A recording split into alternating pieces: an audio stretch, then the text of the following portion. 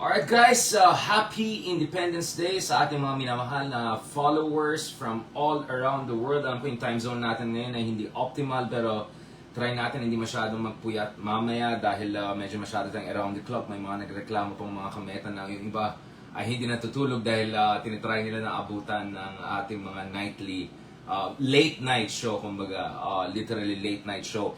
But again, happy Independence Day sa ating mga minamahal na followers and supporters from all around the world. Yes, including mga haters and critics din natin for of course helping with engagement. No? But kidding aside, marami tayong pag-usapan today guys. So kagabi, I think we did a long sketch of basically Chizo Escudero. Zoom in, zoom out tayo sa kanyang eyebrows.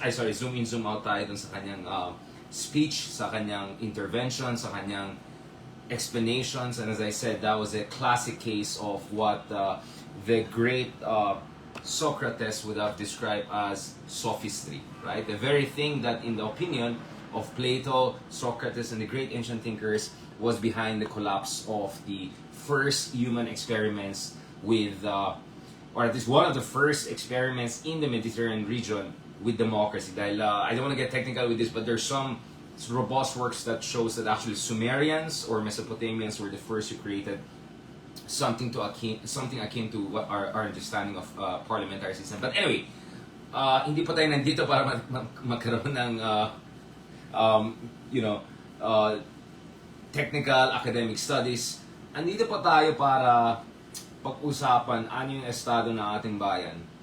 And there are a couple of things I want to talk about today, So, just to summarize, baka sabihin na naman yung nagpapabebe. Okay, let me signpost dun sa mga hindi nag-appreciate ng Socratic method of slowly building up the argument or slowly actually breaking down the argument, the big argument, then compartmentalizing it. Ganito na lang. So, naintindihan ko lahat ng tao ay galit kay Chizo Escudero. Siguro lahat ng tao na hindi Team Piatos. Okay, let's just be clear about it. Tama naman si Bato hindi naman lahat sige na nga. Yung mga hindi Team Piatos, lahat galit kay Cheese, right? Clearly is the most trolled, bashed, some say hated politico at least this month. Alam niyo yung FTTM ba yan? Yung schedule, yung parang calendar ng mga notorious. Yan, baka pwede na ilagay. But speaking of notorious, shoutout naman dyan kay Diwata. Parang medyo tabingi yata yung picture ni Diwata kahapon nung dumaan tayo sa Paris. But anyway, signpost. So clearly my argument here is that you're gonna miss the point kung focus lang tayo kay Chizo Escudero.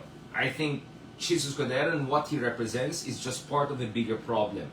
Just to summarize yung sasabihin ko ngayon today, yung elaborate natin today, eto, I think tatlong klase ang mga problematic characters or forces ay nag-undermine sa ating demokrasya. Not one, but three types. So, given na yung mga trapos, I think trapos have been unfortunate with us for quite a long time. Basically, since the establishment of quasi-liberal democratic institutions in the Philippines under the tutelage of the Americans, right? So we can go to post-war Philippines, we can go to pre-Marcos, post-Marcos, and well, Marcos also created his own cronies, and then together with their cronies, they also joined the oligarchy later on. But anyway, ang point ko dito is, I think you'll miss the point kung masyado lang tayong focus sa mga trapos. By the way, I mean of course traditional politicians, right? Okay.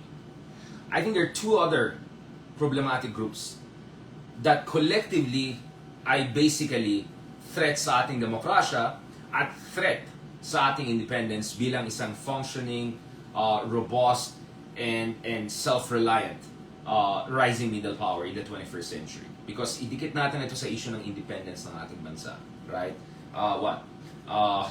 Ilang taon na tayo dapat independent, formally speaking, right? But functionally speaking, para maging independent tayo, we have to be aware na hindi lang natin problema yung matapos. There are two other groups that we have to keep in mind. The other group, obviously, are, let's just call them the grifters. For the lack of better term, huwag na natin tawagin na losers, no? But ito yung mga tao na alam natin, under any normal circumstances, namely normal constitutional procedures, namely, making it work in, established, blue chip, any kind of hierarchy, whether it's media, whether it's academe, Ito yung mga tao na umakyat lang in terms of followers, in terms of career sa government. Ito yung mga tao na na-hire lang or nagkakaroon ng relevance or nagkakaroon lang ng following dahil sinasakyan nila, right? Basically, anti-system demagogic / fascist figures, which is the number 3 problem we have. So basically, tatlo yung problema natin. Trapos, grifters, and I think this has been quite clear to us since 2016, but I was warning about this in 2015. If you guys check yung ating timeline, in 2015, I posted a picture of Mussolini.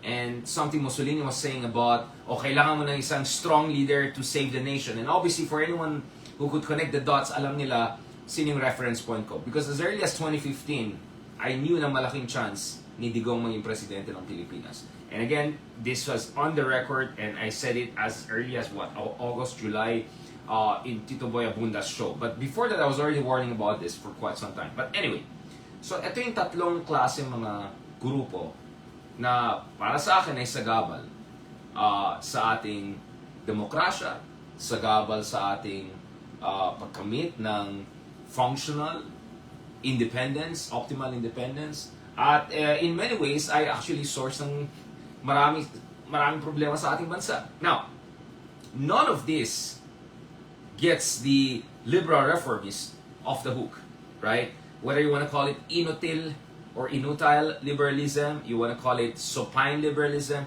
the reality is that despite having multiple reformist administrations, we didn't deal with this fundamental problem, right?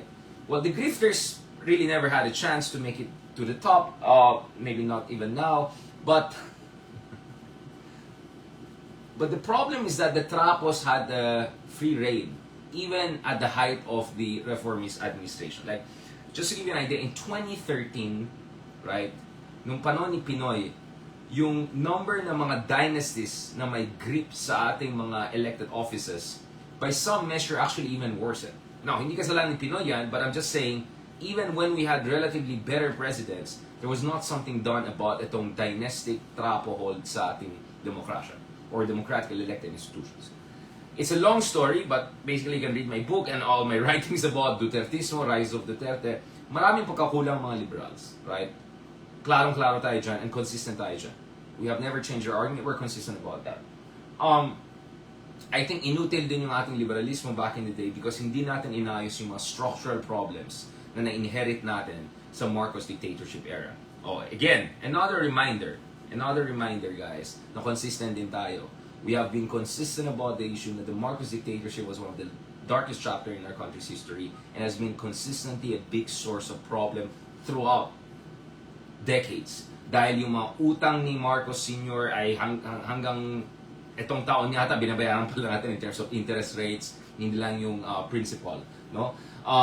Yung mga damages sa ating institutions, dun sa ating fledgling two-party systems, sa ating state institutions, binangkrop yung GOCCs, lahat yan. We have been dealing with that. But having said that, hindi ibig sabihin hindi rin nakakulang yung mga liberal administrations na sumunod sa Marcos dictatorship. So that doesn't get them off the hook, but always remember the original sin.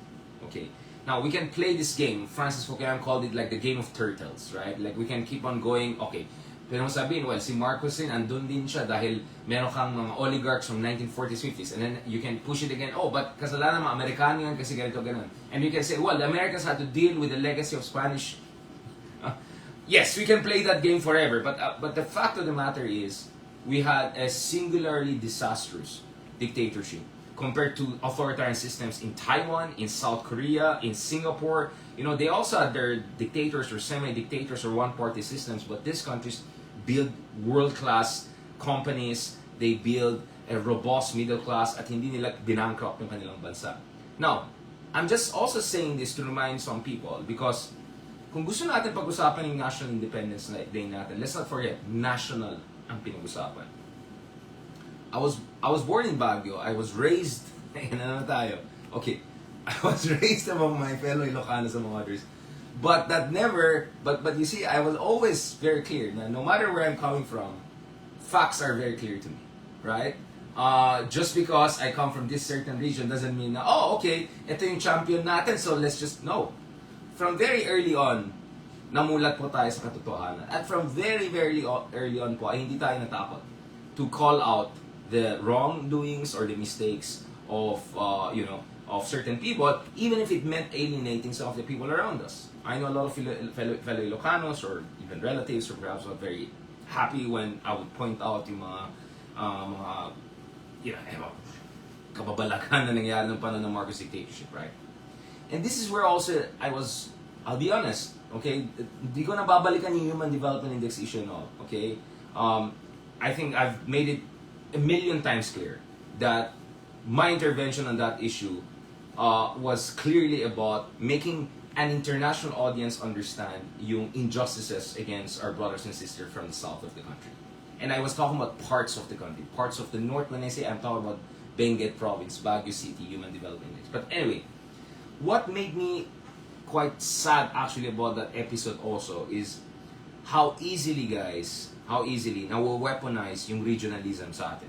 How easily na-weaponize tribalism sa atin. How easily na-weaponize ressentiment sa atin just to pit us against each other.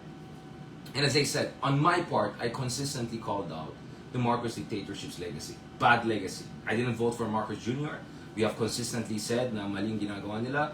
2022, 2016, we have been absolutely clear. 2019, until now, klarong-klaro tayo. Huwag natin kalimutan yung dark legacy of Marcos Sr. dictatorship. We're absolutely clear about that. Right? So, nakakalungkot sa akin because tayo po, even though Baguio, Ilocano, etc., I always make sure na hindi ako, what I'm saying, I won't be swept by some sort of regionalistic, tribalistic mindset. Because after all, ang mahalaga para sa akin is yung interest ng ating bayan. Right? So it's really, really sad whenever I see, oh yeah, sige, go ahead, trolls, sige, twist yun na yan, twist yun na naman yan. So it's really, really sad to see people who should have known better are easily allowing themselves to be swept away by this weaponization of tribalism and etc. or regionalism. It's very sad. I was just, in my case, as an analyst, I was just explaining inequalities and iniquities and injustices. But as bilang isang makabayan, bilang isang tao na naniniwala sa interes ng buong bayan, hindi lang north and south and center, nakakalungkot talaga sa akin. Para sa akin. Talaga nakakalungkot talaga para sa akin when I see how easily regionalistic politics is weaponized by trapos and self-interested people. Right? Ibang klase. Nakita ko pa nga, meron pa isang syudad dyan na more than a month after, actually 2 months almost after the incident, dahil malapit ng elections para na magpapogi, persona trapo moves na naman, resolution dyan, as if naman, di ba?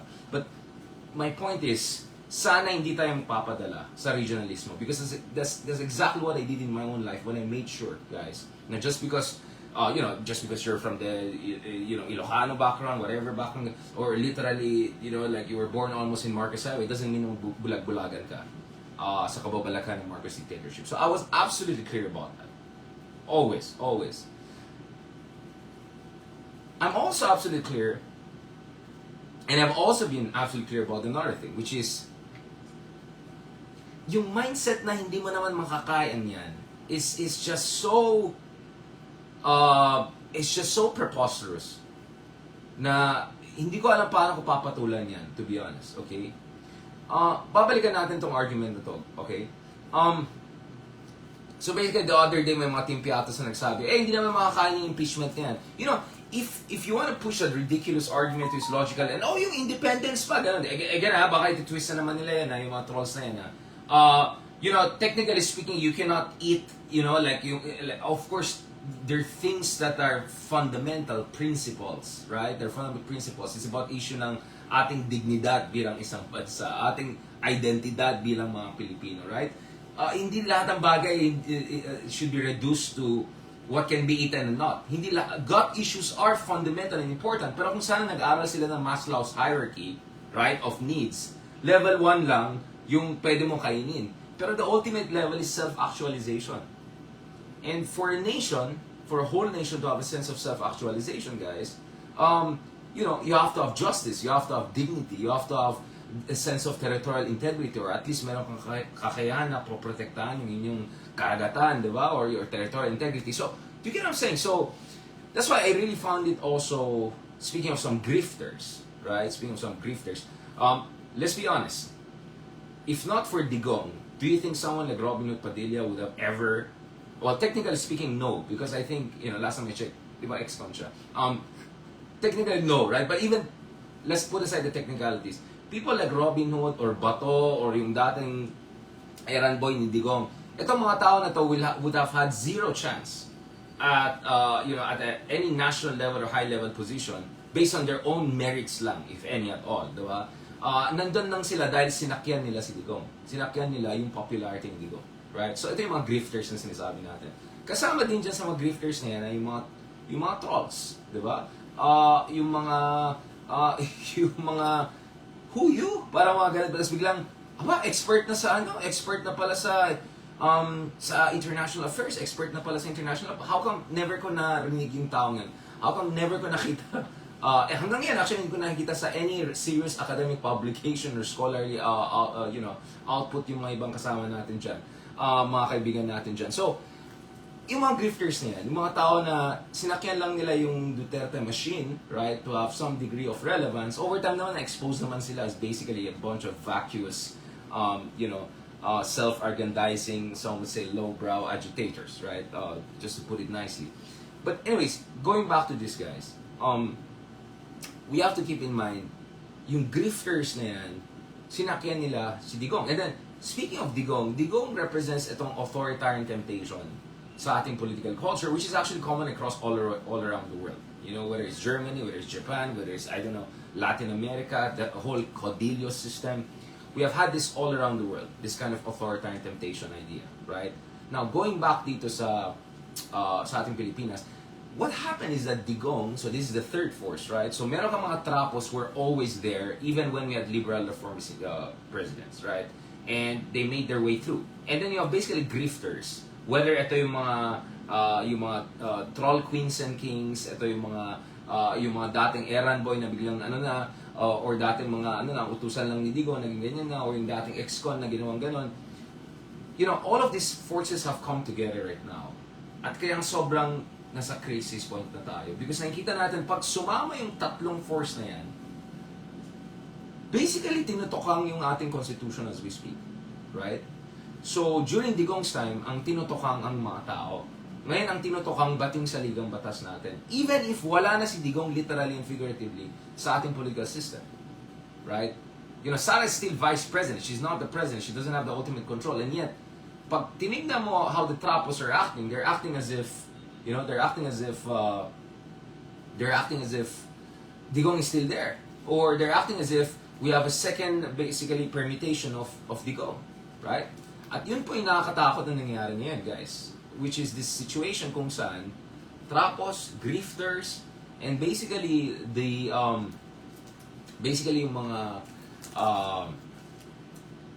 inheritors of Duterte legacy are coming together and making a total joke out of our system. So kaya sabi ko, if you just reduce this to, what Cheese is doing or Cheese is not doing, you're also missing the point. Because Cheese wouldn't be in that situation. I'm not apologizing for it. I'm just explaining to you. Cheese is in that situation dahil hindi lang, dahil ang dami pang mga ibang trapos, and then meron ka rin etong mga grifters na ito. Backed up by troll farms, by troll queens and troll kings and all of this, itong mga grifters na ito na nandyan lang, nagkaroon ng relevance dahil either the backed by machine na nagbubuli sa atin sa West Philippine Sea, maybe combination of both, who knows, what else could be behind all of these things. So, this brings us to this very important point. Sorry guys, I'm seeing that there's some technical difficulties, kaya I'm just monitoring lang how's the connection and all of that, kasi dito sa YouTube nagkaroon ng problem. So sorry if I'm taking, nagpo-pause lang ako ng konti, milliseconds kasi tinitignan ko yung sitwasyon dito, sitwasyon.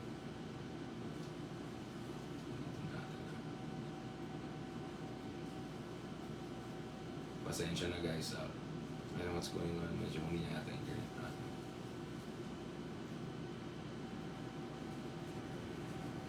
Anyways guys, what I'm saying is that unang-una, huwag natin kalimutan na what we're facing is a perfect storm, guys. Nagsama-sama three nefarious forces. Diba?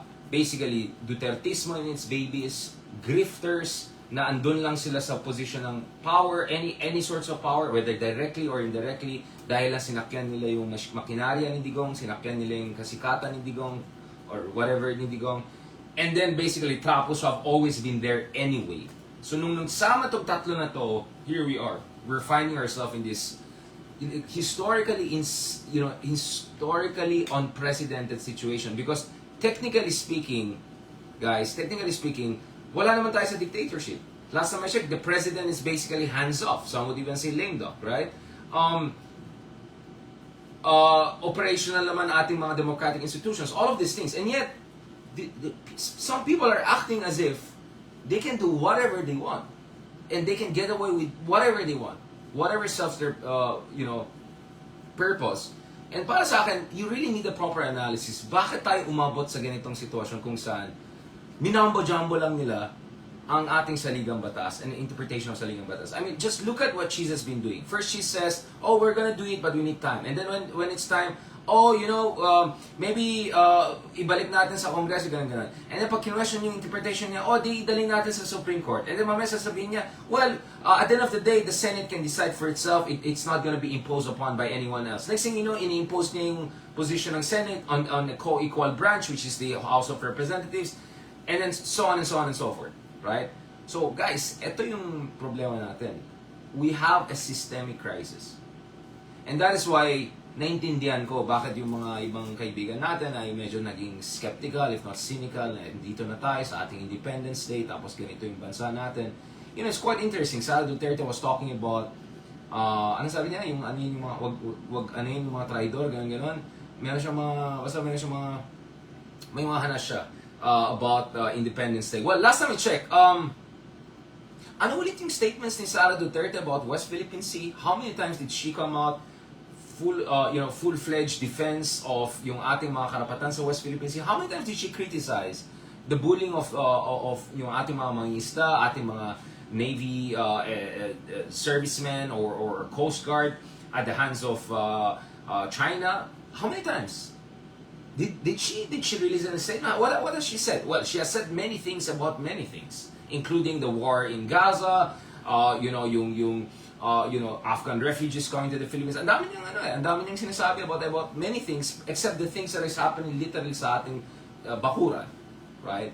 So, the other thing that is also na sobrang nakakatakot ngayon is, guys, hindi lang tayo nasa typical Trapo situation. Kasi the typical Trapo situation is basically high corruption, but certain degree of civility at least among the Trapos, certain at least pretensions to liberal democratic politics, and at least certain also pretension to patriotism or at least fidelity dun sa ating traditional alliances and all of that. Even that nawala. So totally wala nang there's not even an attempt at civility. Purong bastusan na nakita natin. I mean, every time, guys, you wake up, you open your phone, all you see is binabastos-bastos ka lang ganun. Except, guys, it doesn't work. I mean, it doesn't work, right? I mean, that's what I'm saying. Mahalaga, guys, na we troll the trolls. We remind the trolls na hanggang dyan lang kayo, guys. Whatever you say, whatever, troll farm, dashing you wanna do, wala epek yan. Because, we know our worth. Alam naman natin yung caliber natin. So you have to troll back the trolls. But having said that, naintindihan ko na basically political civility has evaporated over the past decade, unfortunately. It's very, very sad. If there's one thing that BBM probably did right was to bring back a certain semblance of statesmanship. Pero wala rin eh. Tignan mo, si Harry Boy and all, tawag lang nila, bangag-bang, ginaganyan lang, binabastos lang yung presidente. Yung normalization of basically barbaric rhetoric, let's just put it that way, right? That's for me very, very problematic. Because once civility is gone, then you are actually flirting with political violence. And we don't want to go down that road. But the other thing, guys, is nakita din natin is, kitang-kita natin, guys, pagdating sa issue ng West Philippine Sea, pagdating sa ating, ating karagatan, ating territorial integrity, at least there's one thing that you saw consistently with most of our presidents before Digong was that at least there would be an attempt to say something about it, or at least deny that they're, I mean, Arroyo, for instance, was who had the closest relationship with China. At least she would pretend that, you know, she's still trying to defend our sovereign rights. Wala, kay Digong, wala. Yung mga supporters. So, you know, like, anong ulit ang sinabi ni Robin Hood Padilla, ni Bato, or, you get what I'm saying? At yun ang problema natin ngayon, di ba? So, you're having a situation whereby you have illiberal, anti-Western, semi-fascist, alt-right populist figures, demagogues at least. Let's just call them demagogues. Kasi how many mga grifters who will just say whatever makes their boss happy or their base happy. Sometimes it's the same. And then basically trapos who are gonna ganon, diba? Put your finger in the air. Okay, mukhang malakas ang hangin dito. Doon na tayo, diba? So when you have all of these things, you are really in a problematic situation.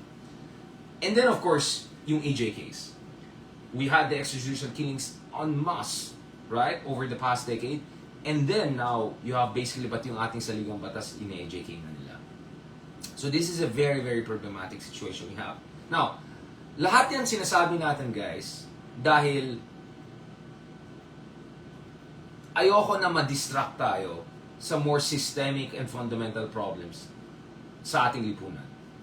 As I said, okay, minsan nakakatawa, minsan a bit mean, right?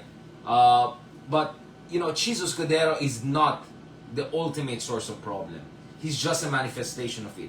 Obviously, he has to be held responsible for, you know, basically, shime natin yung impeachment ni Sara Duterte. But, having said that, I think mahalaga na hindi tayo ma-distract dun sa fundamental systemic challenges and problems na meron tayo. And as I said, it's this really perfect storm of grifters, trapos, and demagogues all coming together. And hence, we are in this situation whereby someone like Cheese feels emboldened enough or compelled, or a combination of both, to basically try to wiggle his way out and come up with whatever cheesy explanation to do what he did, which is basically the election of duty, constitutional duty. And please lang, okay, Jesus Cordero is not a luminary. He's not a legal luminary. I think you talk to any legal luminary, at best they'll say Cheese is some mediocre guy, right? I haven't heard anyone who has been his teacher or whatever saying that incredibly smart or wala. He's basically a mediocre, just another lawyer, right? Nothing special with the guy. And definitely, I think laos na yung style niya ng pananalita ng paikot-ikot ng ganyan-ganyan. And kagabi, I think we basically showed na walang kakwento. Basically, it's sophistry what he does, right? He's saying everything without saying anything, right? Anyway, but as we speak, guys, nevertheless, ang tanong is, what do we do next? Okay? Because it's one thing for us to have a proper analysis. You know, sige, go ahead, red tag me. As Lenin said, there's no revolution without, there's no successful revolution without good theory, right? You have to have a good theory of revolution before. So it's in the same way, hindi natin kayang ayusin yung mga problema ng ating bayan kung hindi natin naintindihan ano po yung ugat ng problema. Kaya kanina, binigyan ko itong mahabang predicate, itong mahabang contextualization ng basically itong triangular relationship among trapos, grifters, and demagogues, right? On the back of the failures of liberal reformists or inutil liberalism, I call it. So, ang tanong ngayon, guys, is, anong gagawin natin? Okay? Anong gagawin natin? So, then again, I go back to my framework of Antonio Gramsci. Again, go ahead and red tag me. Go ahead. Good luck. War of maneuver, war of position. May mga bagay na kailangan natin ayusin agad-agad. May mga bagay na kailangan natin na may response agad-agad. May mga bagay na urgent and we have to have a decisive response and tactical responses right away. And then there's a war of position, which is a much more long-term strategic approach kung saan ayusin mo yung mga problema sa loob ng ating lipunan, isa-isahin mo lahat ng mga yan. So, basically, you have to have a two-level approach and this should go simultaneously. Kaya nga, napakamahalaga, guys, na nag-uusap-usap ang mga tao. You know, this is one of the things I always really, really did not like, right? Again, I could be a bit more about my lexical, but isa ito sa mga bagay na minsan naiinis talaga ako, which is itong silo-style mindset. Yung click, click, click. Right? I know a ton of people na exactly parehas yung kanilang basa sa ating problema. Almost exactly parehas yung kanilang vision para sa ating bansa. Sensibilities parehas. Pero dahil sa petty personality, petty personal issues, I don't know, I don't know, professional envy, I don't know, whatever, snowflake, ganyan, or just, ano lang, comfort zone lang, hindi nagre-reach out ang mga tao. Hindi nagre-reach out ang mga tao. One of the things I'm proudest of is, I try to reach out to a lot of people. I mean, if I'm left to myself, in comfort zone ko is, I'm just gonna read every book I have, right? And then just write and interview all around the world and just travel and talk. Okay, that's gonna be my comfort zone. But, guys, tingnan naman ang effort natin. We go on the ground, we do vlog here, we talk to different people. Kahit alam natin, iba dyan, binabash tayo dati, or itong mga to, ganito. Okay lang, go ahead. Collaborate. Itong tao na to, si ganito, si Kristan, si Mark Gamboa, si ganito, si Ronald, si ganito. You just collaborate, you just talk to different sides. Kasi, if you're just in your own silo and nag-mighty, intellectual ka, or ivory tower boy ka, walang mangyayari, guys. You have to really work the numbers, coalitions, build it, talk to different sides. Kahit yung mga tao na hindi ko binoto, mga tao na ayaw ko, sige lang, civil lang, mag-usap tayo, anong point of view mo, anong kailangan mo, di ba? For the interest of the realm, to put it in a very Game of Thrones way, right? This is about the interest of the realm. It's not about factionalism. So itong faction na mindset has always been a source of frustration for me. And I've seen it everywhere. Nag-click-click yung mga tao. As if everyone is trying to compete to be the next David versus the Goliath of Katrapuhan and Goliath of Demagogry and DDS and all of that. Yun ang medyo talagang ayaw ko. We can have debates, we can have discussions, we can have disagreements. Pero walang personalan. At the end of the day, if we share the same vision for the country and the same values, political values, then let's work it. Let's work it together. Okay? Now, going back to this, what should we do?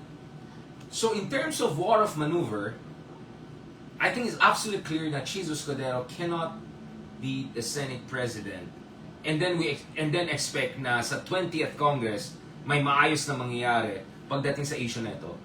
I think the longer Jesus Cordero will be around, it's not good for the Senate as an institution, it's not good for our democracy. Yes, masaya mga timpiato sa kanya. I sarcastically said that kung gusto niya, he can join the defense team of Sara Duterte and everything will be fine.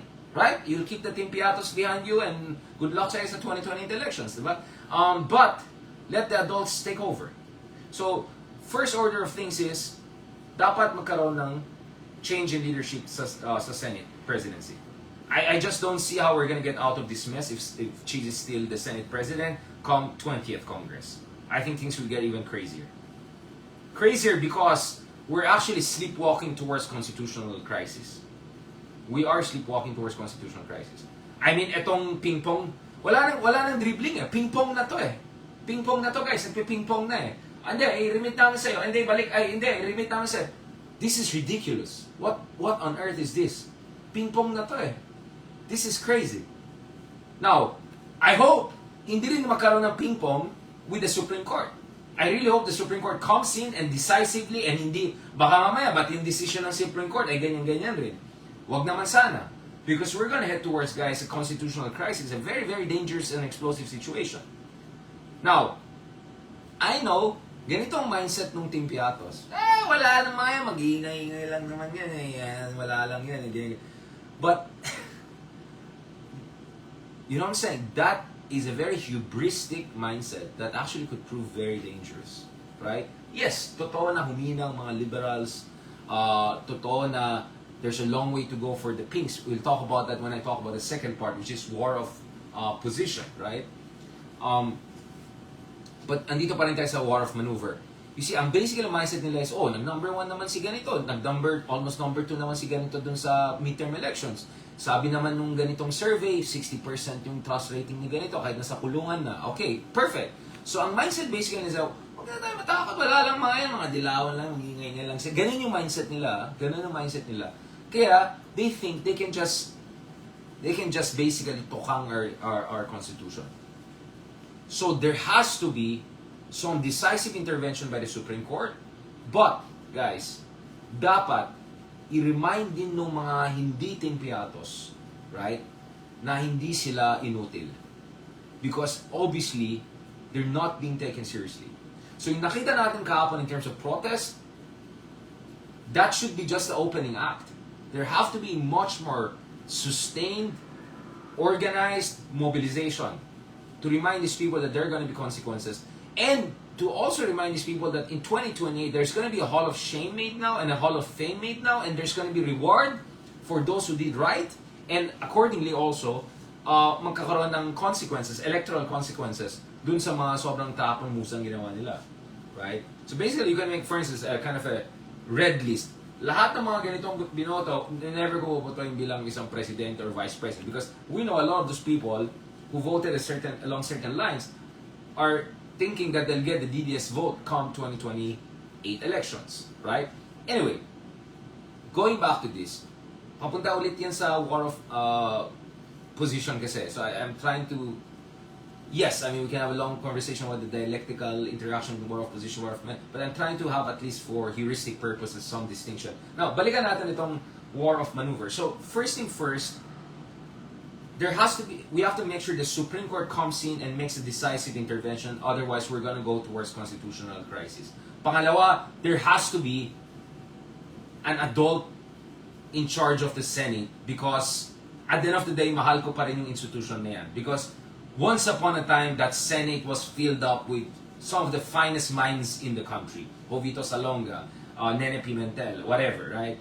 Yeah, Coco Pimentel finally did something right, okay? But let's not forget, this guy was DDS forever, then became an ex-TDS suddenly because nagkaroon ng power struggle ng PDP Laban. But do not forget, how did Coco Pimentel perform again last year nung panahon ng hearing ni Digong?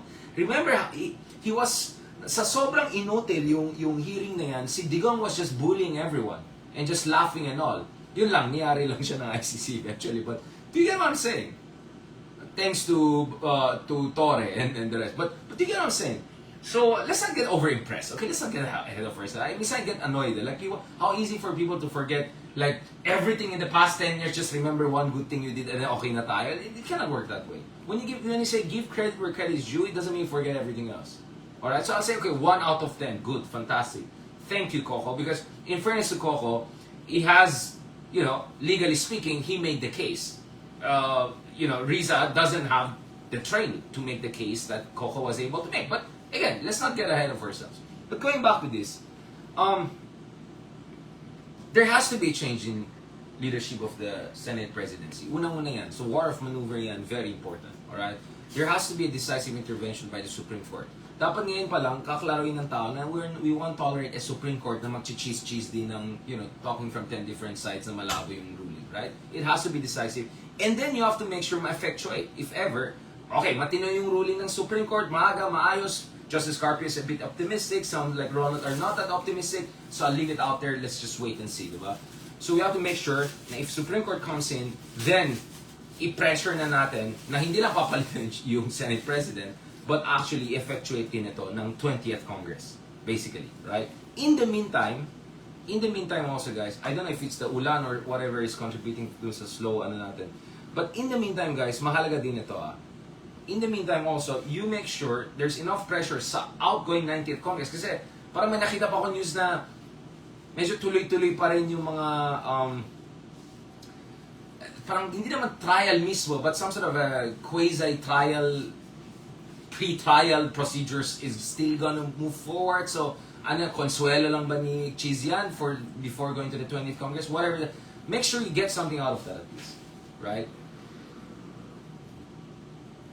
And then comes really the tough part, which is yung war of position. Heading into 2028 elections. Because as early as now, you have to show there's a shadow future. Meaning, if you cross the line, there will be consequences in 2028 elections. And at the same time, gamitin yung righteous anger ngayon, hindi lang para mag-vent online, hindi lang para gumawa lang ng mga, just to make, memes about cheese and all. sana hindi. Sana hindi lang hanggang dyan. Sana it translates into something much more organized, much more sensible, much more consequential down the road. And sana magsama-sama na yung mga iba't ibang grupo. Right? I want to see progressive leaders next to each other more. Whether it's Leila de Lima, whether it's Shell Jokno, whether by the way, these are the real legal minds, especially si Shell, diba? And you know, you have Risa, Lenny, all of them have to be together. It's very important. By the way, kay Bam, in fairness, as he promised me, at least, yeah, you know, like in fairness, he came up with a good statement, but sana next time, medyo, agahan natin ng konti. And going to 20th Congress, you want Kiko, you want Bam, I always said Batorni.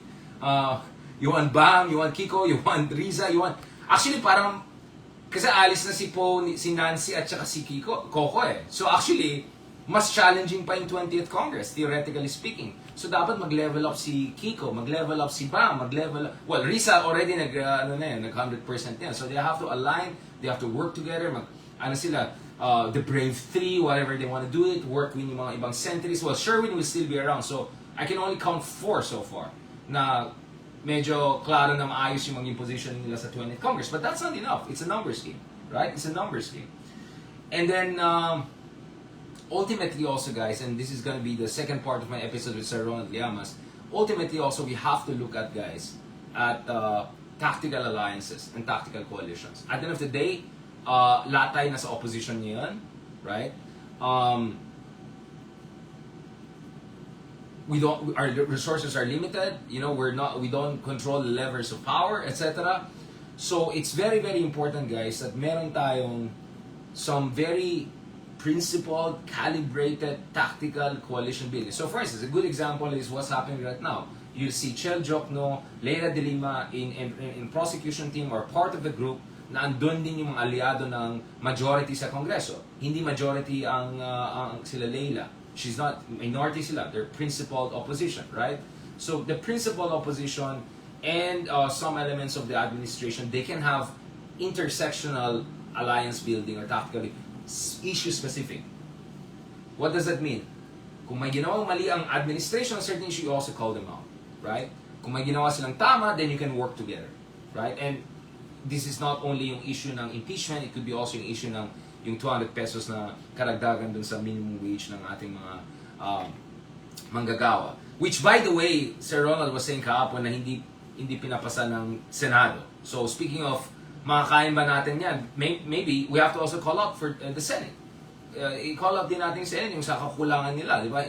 Hindi lang minambo-jumbo tinokang yung impeachment, mukhang hindi rin sila gano'ng ka-epektibo dun sa mga issue na actually may kinalaman sa gut issues like yung minimum wage increase, right? So you have to call them out on all of those issues, right? Kaya sabi ko, yes, I understand the anger at Cheese, but he's not the ultimate problem. He's just part of a bigger problem. He's just a manifestation of a bigger problem. He's just, at most, a part of this unholy, the triangle that I was talking about, right? Which is grifters, demagogues, and trapos, right? And it's the toxic combination cocktail of them, which explains why andito tayo.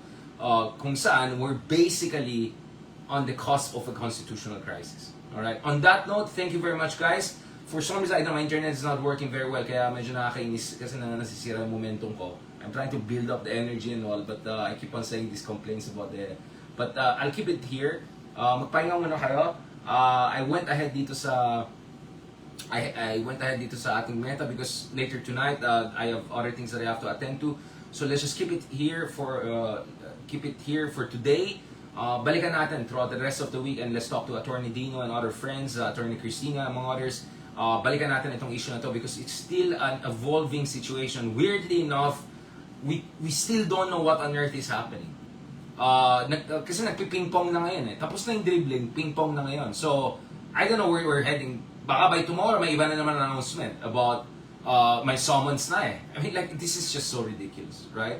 But anyway, dito sa ating conversation, I just wanted to say, kung gusto natin maging totoong talagang independent, well-functioning democratic nation tayo, unang-una, you have to have a good understanding of systemic problems we have.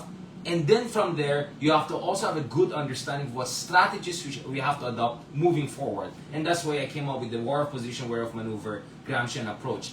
war of maneuver, immediately ayusin natin Senate presidency, support natin yung Supreme Court to come up with a decisive response and intervention, ensure natin na if ever nangyari yun, yung number 2, then ma-effectuate yan ng next Senate, so on and so forth. That's the maneuver part, that's the urgent part. But there's also the long-term war of position part, which is even more important, which is gamitin mo yung righteous anger ngayon, yung momentum ngayon, to build really a pink movement 2.0.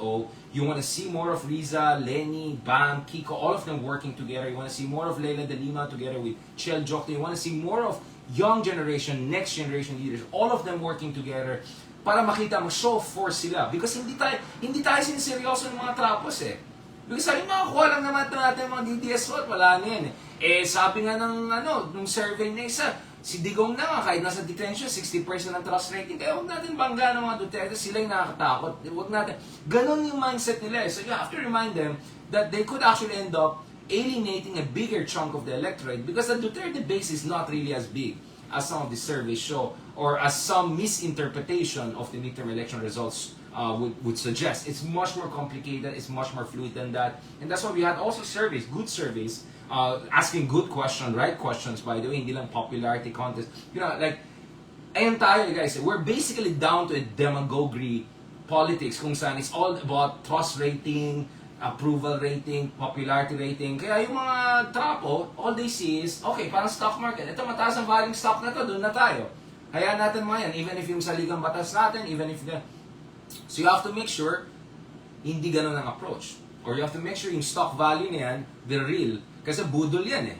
So you have to reveal the real stock prices, right? And then maybe some of these trapos will be incentivized to, oh, by the way, nga pala, meron tayong saligang batas. So it's an incentive system, it's about misperceptions and narratives, and it's also about fighting back. It's very, very important. And fight back strategically and smartly, short-term, tactical, long-term strategic. And then you put them together. Synchronized, calibrated, intersectional. Ganito po yung dapat approach natin. On that note, thank you very much guys. Maraming salamat and please continue to support us. Live na po kanina pa yung or published na po kanina pa yung ating special live coverage nung protest kahapon. So please check it out dun sa ating YouTube channel. In-upload natin ang kanina morning also dito sa Facebook natin. So check it out. I appreciate your comments, suggestions, and support. Obviously, kasi hindi naman libre gumawa ng mga ganito. May effort naman. And of course, later on naman, actually na-upload ko rin yung studio one-on-one natin with Sir Ronald. So just check them out, support them by sharing them, by liking them, or giving us constructive comments. Alright? On that note, thank you very much. God bless and have a happy, happy Independence.